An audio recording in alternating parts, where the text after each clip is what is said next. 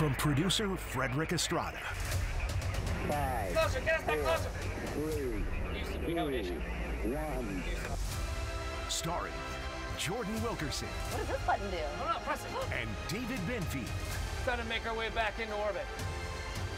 First Coast Living Productions presents Space Coast Living.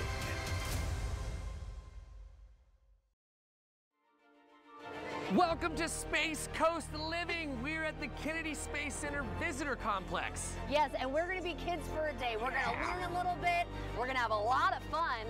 I don't even know where to start, but I'm ready to get like an astronaut. Let's go. You ready to go? Let's go. Okay.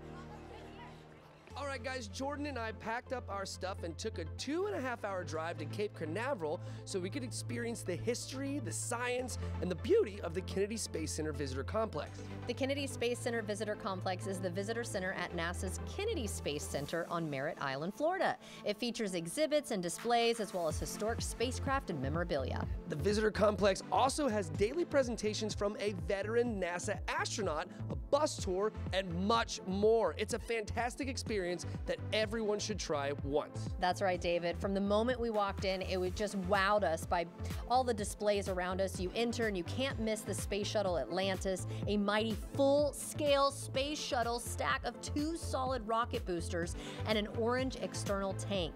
You can see it from a mile away. It is absolutely breathtaking. Yeah, it is amazing, and that's even before you go inside the building. There's also the Rocket Garden. Oh my gosh, yes, this was so cool. The Rocket Garden is one of Kennedy Space Center Visitor Complex's most photographed attractions throughout their entire history.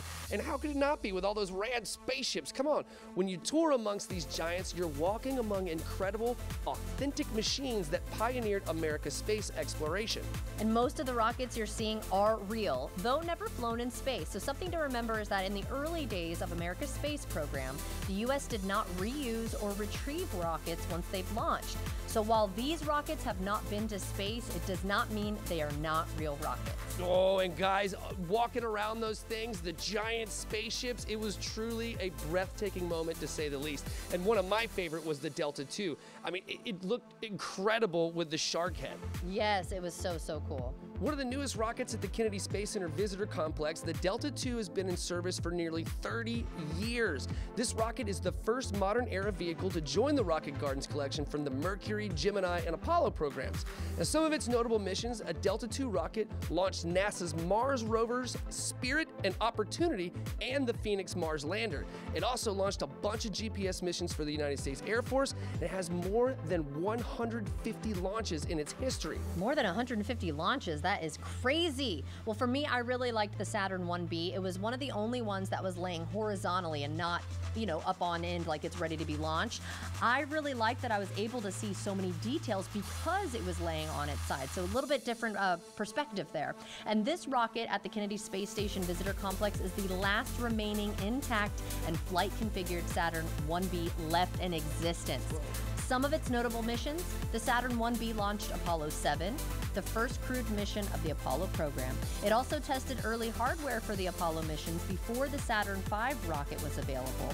And after the Apollo program in 1973, this type of rocket launched 3 missions to the Skylab space station in outer space. Whoa, Jordan, I am so glad that we got to experience and share all of this. And this is just the start, David.